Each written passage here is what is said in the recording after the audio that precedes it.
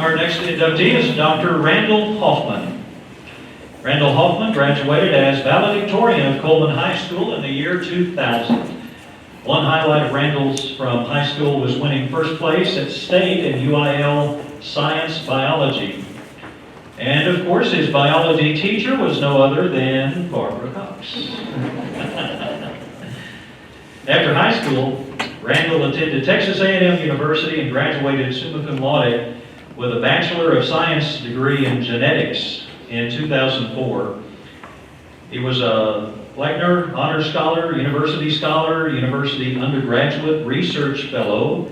The University Undergraduate Research Fellow exposed Randal to basic molecular biology research, where he studied cotton chromosome biology and trying to create a new species with the support of his mentor, Dr. David Stelly. After graduating from Texas A&M, Randal went straight to work on his PhD from the Massachusetts Institute of Technology, also known to most of us as MIT. While at MIT, Randal won a prestigious fellowship from the National Science Foundation and joined the laboratory of Dr. Susan Lindquist, who is a world-renowned expert on protein misfolding. Randal worked, in his words, as a maniac for 6 years. His diligent work paid off. He made 2 major discoveries that greatly broadened our understanding of protein-based inheritance by mysterious particles known as prions, which notoriously caused mad cow disease. However, Randal said the most important discovery for him at this time was he met his wife, Megan, in a laboratory across the hall from his. At this point, Randal took a gamble with his career by skipping traditional postdoctoral training to start his own laboratory at UT Southwestern Medical Center in Dallas in 2011. While there, he became one of the first recipients of the Early Independence Award from the National Institutes of Health. This award funded all of his research at UTSW, which led him and a collaborator to discover the first functional human prions. In 2015, Randal joined the Stowers Institute for Medical Research in Kansas City, Missouri, one-of-a-kind institute with generous funding for groundbreaking research. Megan also joined Randal as his laboratory manager. There, Randal's lab developed a technology to measure prion behavior and identify the thermodynamic mechanism of prions. This led to grants from the American Cancer Society, the March of Dimes, and the National Institutes of Health to study the mechanisms of cancer and of aging. Randal's interest in cancer is fueled in part by his mother's own battle with breast cancer, and from that of his PhD mentor, Susan Lindquist, who lost her battle in 2016.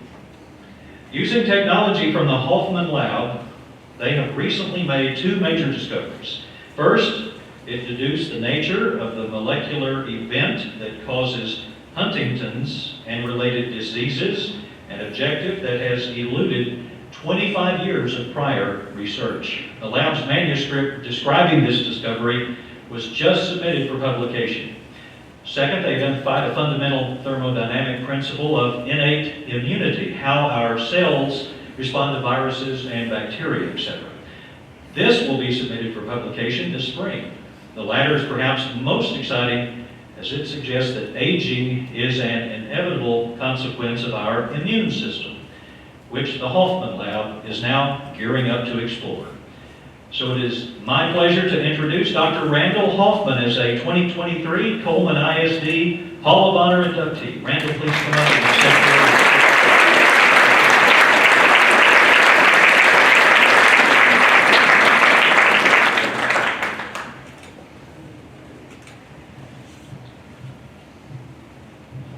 I have a habit of sending words to myself by email, but I can't really spare any brain cells to remember things. So, when my phone rang a couple of months ago, the caller identified as Coleman ISD, first thing I felt was panic. I thought, oh no, have they finally found out the other pranks to try to pull me senior year? Where are they going to take my diploma away? It turned out this honor. After a moment of shocked silence, I asked him how much my mom had to do with this. Many of you know my mom. Her Facebook friends know more about what's happening in my life than my own friends. So I felt that this community thinks that I've done something important. She must have at the very least made them aware of it. But Randal said my mom had nothing to do with this, and that left me wondering for the next 2 months what on earth I did do to deserve this honor. I finally concluded that it isn't some big thing, whether out of honor or generosity, that I've done.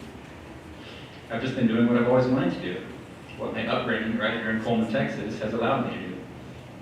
It's what my role models and my family and teachers have inspired me to become that I think I can attribute this honor to.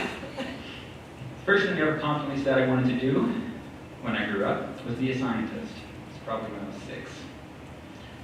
My parents' ranch was my first classroom. The plants and animals of West Texas were my intro to biology. Hunting was a crash course in ecology and later anatomy, and gardening was my botany. I finally did become a scientist, and I can thank each of the 13 academic years at Coleman ISD for bringing that dream one step closer. From collecting red ants for Miss Kirk's ant farm in kindergarten, to almost lighting the ceiling on fire my senior year with my Rube Goldberg machine in Miss Carvina's physics class. My interest in science deepened. All the while, my confidence grew with the many extracurricular activities that were presented to me, from FFA to student council to UIL academic teams. That culminated at the senior awards banquet when Coach Cox held up a gold medal and said, "Folks, this is what first place at state looks like," right before she put it around my neck. It's one of my favorite memories from high school. So it's in my mind no coincidence that Coach Cox is sharing this honor with me tonight. Her positive impact on me is no less than on countless other students. So I'm going to share with you one of the other formative memories I have with Coach Cox. You probably won't remember it. So this was probably my freshman or sophomore year in biology, and I'd gotten, I think it was my midterm exam score back. I had a 99. I had missed one question, and I wasn't happy about that. So I got out of my chair, came to Coach Cox's desk, and I proceeded to explain to her that she was actually wrong. And as you can probably gather from what we've learned about Coach Cox, that did not go well.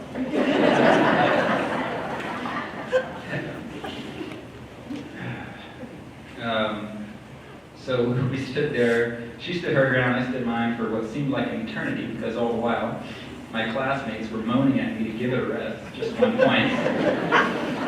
The thing is, I didn't care about that 1 point. I only wanted to know the truth. But there was something profoundly influential about that little experience.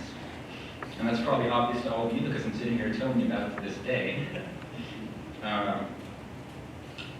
By the way, I never did get that extra point.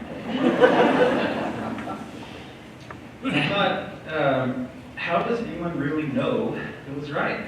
Is it because it's in a textbook? Turns out that's not always the case. What is truth?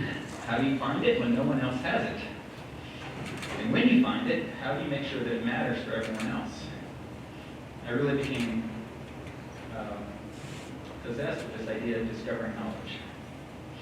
So fast forward, 4 years, I graduated from A&M, go on to MIT, finish there, and start a lab with an unrelenting drive to find the truth behind one of biology's great mysteries, at least as I saw it, and that is what causes diseases like Alzheimer's and more fundamentally aging at the most fundamental molecular level.